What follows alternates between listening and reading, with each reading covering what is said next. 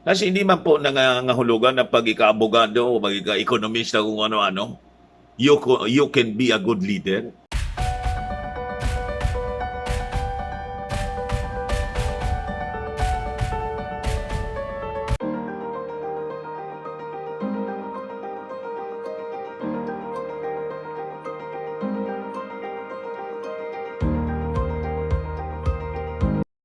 Hello po mga kababayan, kamusta po kayo? Gusto ko lang na i-share sa inyo itong column na sinulat ng isang abogado at former dean ng Ateneo de Manila saying na yung mga disqualification cases laban kay Bongbong Marcos would likely to fail or be junk. Bad news sa mga Pinglawak. Pag nabasa ito ng mga Pinglawan, mga kababayan, pwedeng sunugin yung balita. You know? Di ba? Basahin ko sa inyo para gumaan ang inyong pakiramdam, mga Marcos loyalists. Bigay sa inyo. Sabi rito, DQ cases versus BBM may be scrapped. Expert. Lawyer and former Dean of Ateneo de Manila School of Government Tony Lavinia said on Saturday, kahapon, that it was highly probable that the disqualification cases against presidential candidate Ferdinand Bongbong Marcos would be junk. Shoot sana. Shoot sa basurahan, mga kababayan. Saka, ano masasabi mo, Justice Carpa? Tapos, there is also a strong argument why they should be dismissed. Sabi po niya. Ano daw?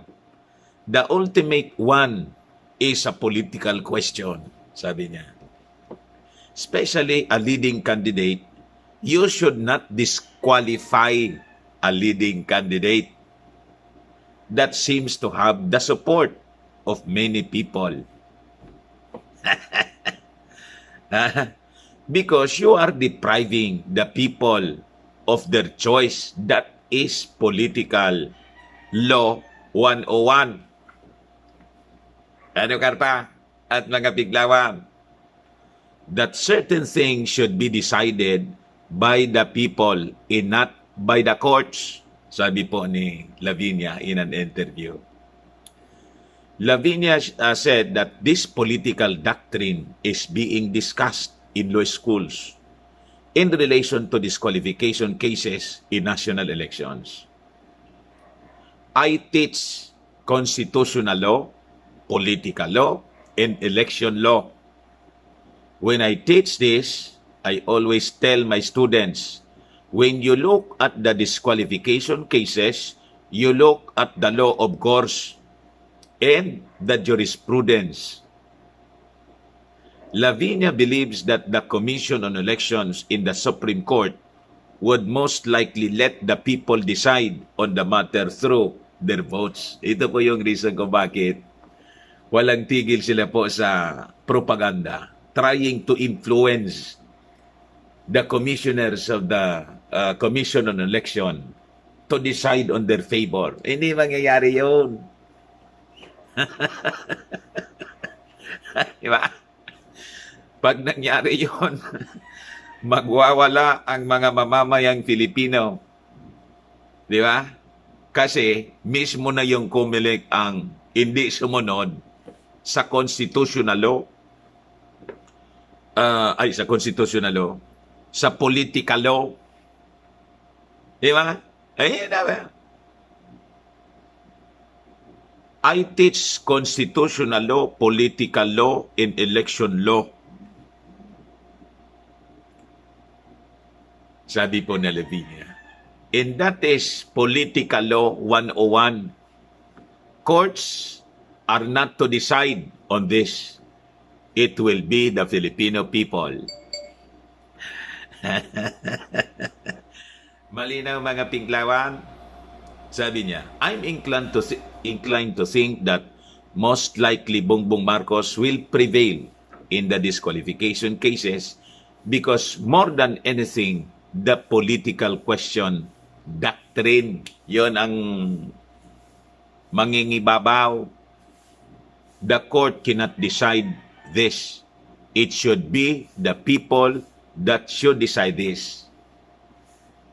Saka, tama yung pag-iisip nitong abogadong ito.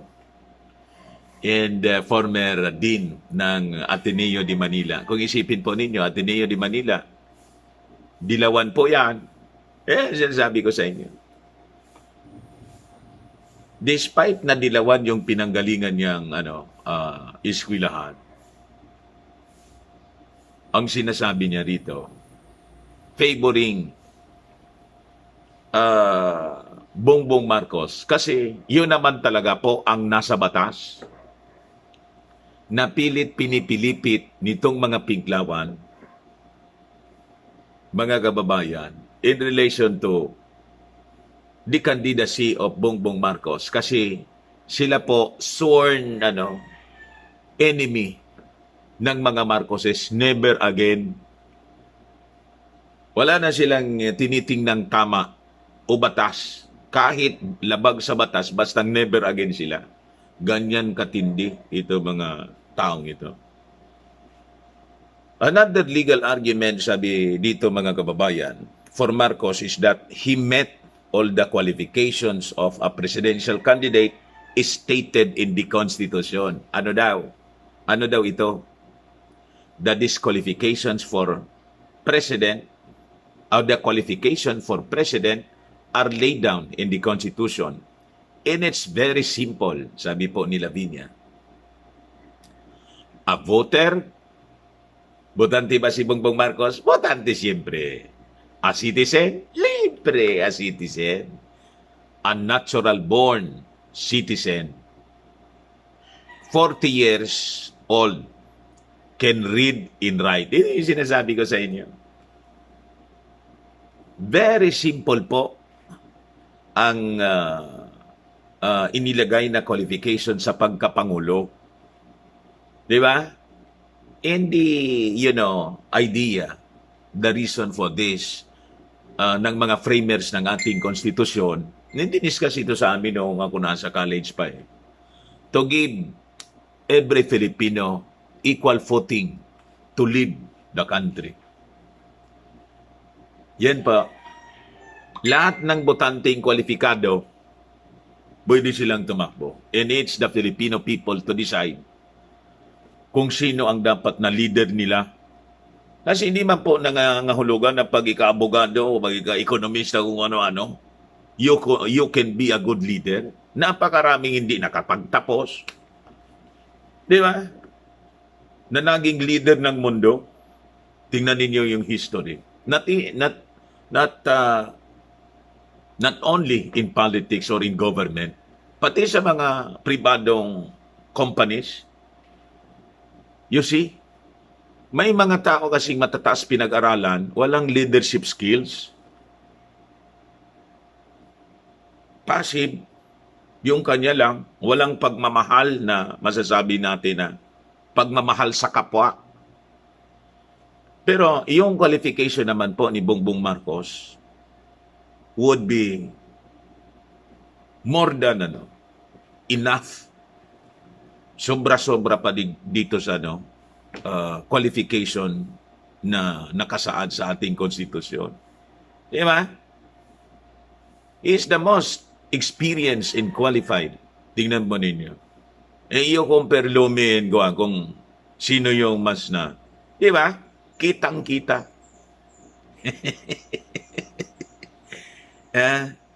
Besides Lavinia, a number of law experts, sabi po rito, including Emmanuel Samonte Tipon, a Filipino lawyer based in the United States and former dean of the Northwestern University College of Law, Ateneo Law Professor and former Justice Secretary Alberto Agra, and University of Santo Tomas College of Law Dean Nilo Divina have said that the 7 qualifications cases, disqualifications pala, that the 7 disqualification cases filed against Marcos were weak or lacking in legal basis. Sabi ko nga sa inyo mga kababayan, that's the reason why po si Carpa nagtulak lang po ng iba. That is my analysis. Kasi kung naniniwala siya, sabi ko sa inyo mga kababayan, na malakas yung kaso, siya mismo yung nag-file. Nanggatong lang ng iba. Tapos propaganda siya ng propaganda sa Ikaw na ang mag-abogado doon. Dati ka man na senior associate justice. Tapos tutulak ka pa ng iba. Ikaw na mismo. Ayaw mo. Kasi alam mo, sabi ng mga weak cases filed against Marcos in lacking in legal basis. Kapwa ba mga abogado ang nagsasabi? Mga batikang abogado. Mga abogado di kampanaryo.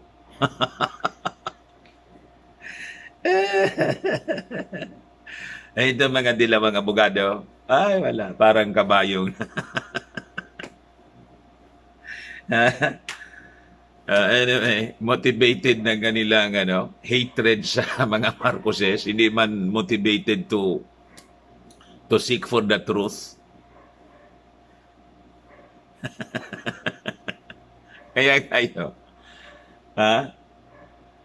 kayo hindi ninyo makuha yung damdamin ng ating mga mamamayang Pilipino. Ayan lang po ang gusto kong i-share sa inyo ngayon dito po sa Dante Talks. Please subscribe, Dante Talks. More than, ilan na ba?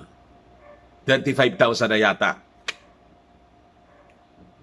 Every day, yung subscribers natin, more than 1,000 yung nadadagdag.